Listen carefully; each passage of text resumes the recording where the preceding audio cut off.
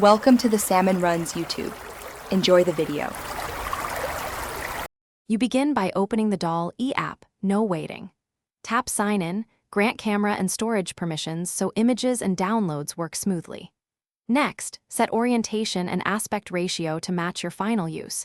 Choose Portrait for stories or 16:9 for widescreen. Then type a concise concept phrase that captures subject, style, and mood.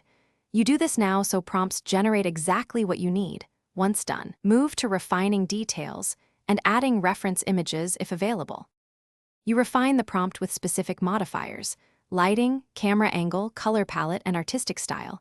Explain why each modifier matters so outputs match intention.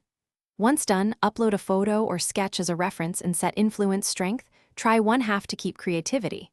Then request several variations and inspect the thumbnails closely.